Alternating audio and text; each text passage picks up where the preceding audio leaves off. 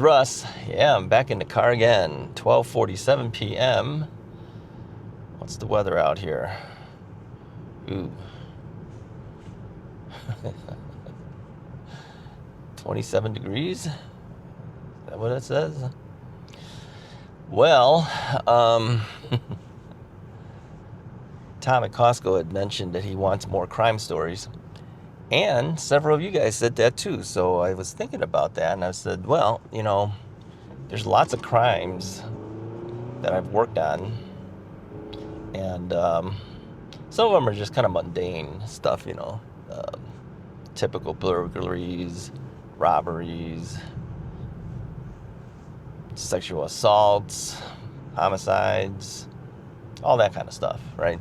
So I figured maybe today I'd give you some background on how I got started in all of this and some experiences I had when I was first started out as an intern at the San Diego Police Department, and my experiences learning the craft, the evidence technician craft. So anyway, you might know how I started in all this if you've been watching either Russ is Right before or even this channel. I'm watching this guy pull out of his driveway. Wow, that was interesting. Anyway, okay, I have to watch this guy. Ever seen guys who took snow off their car, but they didn't really take all of it off the top of their car? Yeah, it's all falling off of his car right now. Anyway, I started out because I purchased a police scanner when I moved out to San Diego. Started listening to the police scanner, and Mrs. Wright found me a job opening in the, I think it was the San Diego Union newspaper, that said that the San Diego PD was looking for evidence technicians. I think by their own ruling, they have to post this, even if they have no openings, really. And by saying no openings, I'm going to say that sometimes people get moved up, but they still have to make it open for anybody to apply, even though they know who they want to hire already. Go figure. So anyway, I contacted the police department. They said, well, you need to get a degree in it. And I asked them, well, where do you get that? And they said, well, you got to go to school for it. I says, what school teaches this stuff? So they told me, and then I enrolled in school. Yeah, I already had a bachelor's degree, as you know, in electronics engineering. So I says, wow, going back to school again. I can't believe it. But within a day's time, I enrolled in school. Yeah. It took me 3 semesters, and I was out of there. But during that time, I knew that if I was going to go back to school, I had to be the top student, because they don't have a whole lot of openings. I think at the time, San Diego PD only had 6 homicide teams, so only 6 people in the entire city of city of San Diego became evidence techs. So I says, what's the chances of even getting a job if you're going to go to school? What's your chances?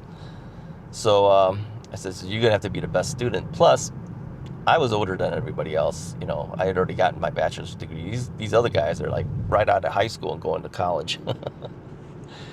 So yeah, I became the best student in the school for that degree during my class time. I mean, there's other students who obviously have straight A's as well, but I was 1 B short of a straight A. Yeah, 3.927, I think it was. Still irks me today. I only missed it by 1 point, I think, 1 or 1.5 points or something like that on the final exam. Anyway, regardless, during that time, they had openings for internships for the San Diego Police Department. So they asked the school, who are your best students to recommend for this. 2 people got recommended. One girl was recommended for the latent print examiner internship. These are the guys who examine fingerprints. People collect, guys like evidence techs like me, collect the fingerprints. Then we submit it to them, and then they look through the database essentially and identify people using the latent prints, right? Fingerprints. So she got that one, and then I got the other one, which was the one I wanted, which is the evidence technician internship. So what you do there is basically do all of the crime scene processing stuff, right? So I said, "Wow." I said, "We'll go there, interview, and whatever." I got the internship. So anyway, I said, "Okay, well, what's my schedule going to be like?" And he says, "Well, you come to the crime lab every day after school," which I think I got out at about 1:30. So I probably got to the crime lab around 2 o'clock, maybe something like that. And then spend a couple hours every day until maybe 5, something like that. So 3 hours a day in the crime lab, and then you'll be working on developing fingerprints off of evidence. So people collect the evidence techs, the other cops collect the evidence, submit it to the crime lab, and then you dust it for fingerprints and other methods to try to get fingerprints. Okay, that's kind of neat. Neat. So I did that, and then after 5 o'clock, I would go back to the school, eat my dinner, which Mrs. Wright made for me. Yeah, put it in a little Tupperware thing, stuck it in a igloo, what do they call those things? Cooler, right? And then I'd go to the student center, heat it up in the microwave, go back to the car and eat it. And then I waited for my 7 o'clock class, because I always had evening classes as well, and then go home. Yeah, so my daily schedule was like 8 in the morning was classes until about 1 o'clock, 12:30, 1 o'clock, something like that, and then go to the police department, do my stuff there, head off back to the school after I was done there, do my work there, finish up. Class finishes at 9 o'clock, drive back home, get home by about 10ish or so, and say hi to Mrs. Wright and go back to sleep. And then on occasion, we would get homicide calls, and so the evidence techs were instructed to call me. Well, they don't call you; they gave me a pager, so they they page you if a homicide happens, and then Russ can make his decision if he wants to go to the crime scene and assist at the homicides. Well, I always went. If they offered one to me, I would go. Why would I not go? This is where you get the real life experience. You want to go, right? You want. I was not going to say no. Okay. So and oftentimes, I've mentioned before, these call outs would happen at like 1 or 2 in the morning. I don't know why, but crime happens at night. Yeah. You get the little pager thing, beep, beep, beep, beep, and you're like, oh, then you get all excited. And then call in. They say, okay, this is what's happening. This is where it is. Meet down at the police station, because I mentioned before that they don't allow you to drive your own car to the crime scene. Drive to the police station. If the evidence techs were still there, they would drive me. If they're not there, jump in a police vehicle and have someone drive you there. Many times that's what happened. They had to drive me there. And then I'd be at the crime scene, process whatever it is that they process, watch whatever I wanted to watch. And then, when I got tired, I says, okay, I got to go. Because I know I can't stay for the whole time. I mean, I've got to get some sleep, because I'd have school again in the morning at 8 o'clock in the morning. So, if you're talking an 8 o'clock class, you've got to, be ready by about 7 something, right?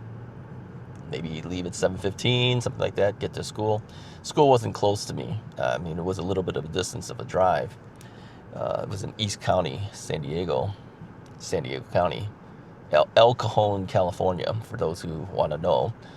And so I said, no, I got to go. I said, okay. And then I would leave, go home, sleep a little bit, get up, do it all over again.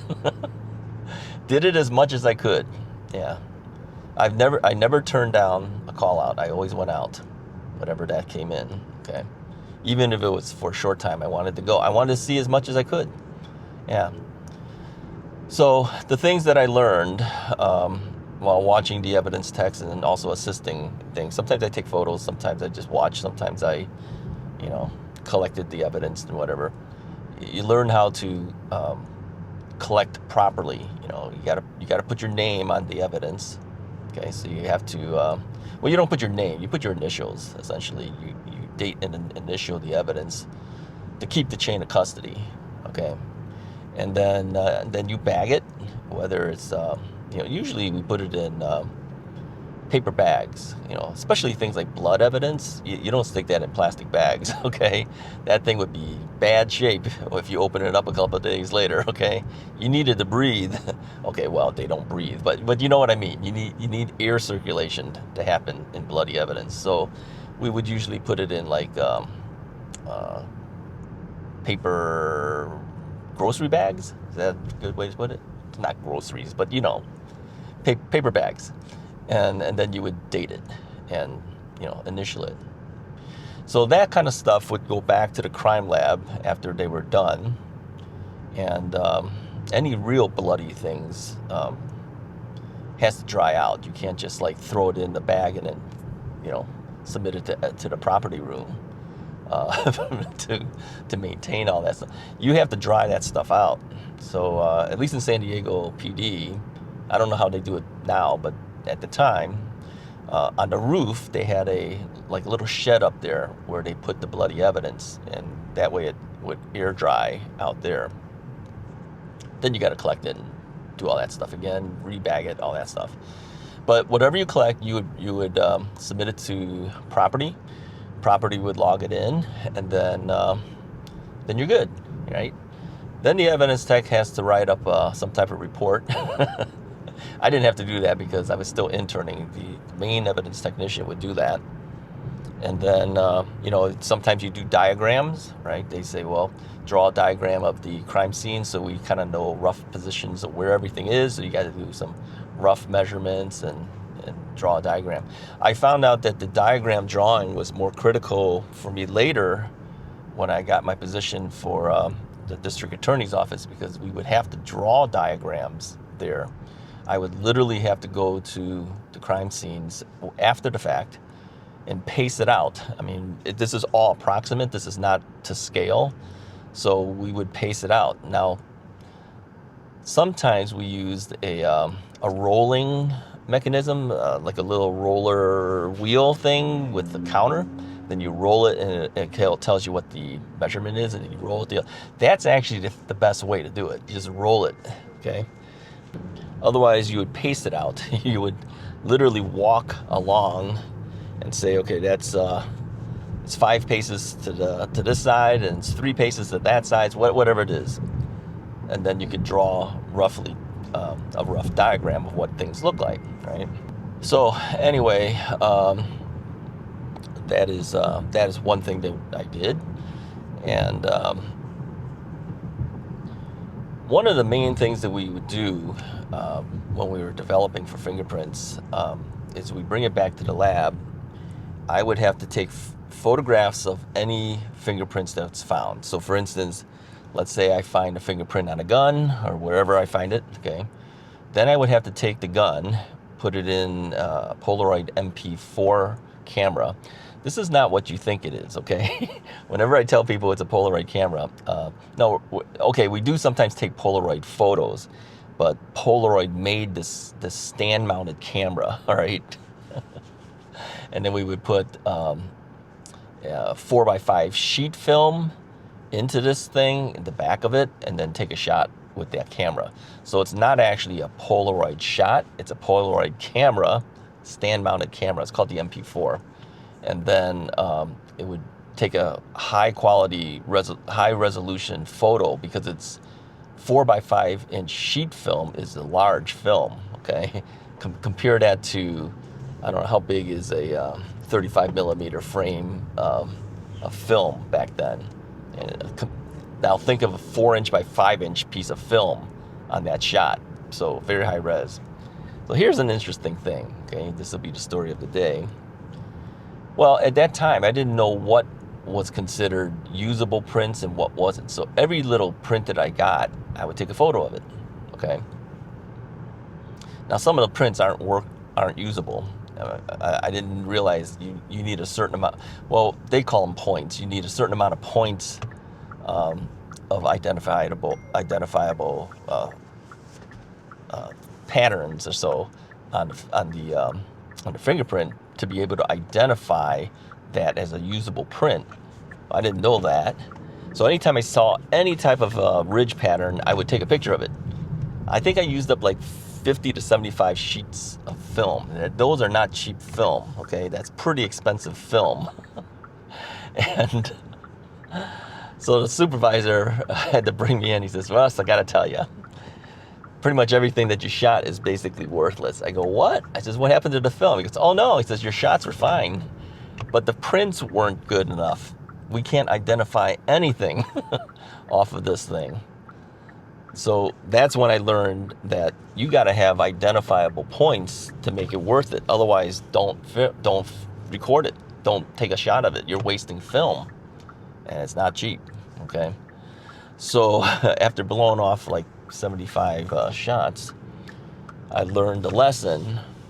Skip everything unless it's something that they can actually identify somebody with.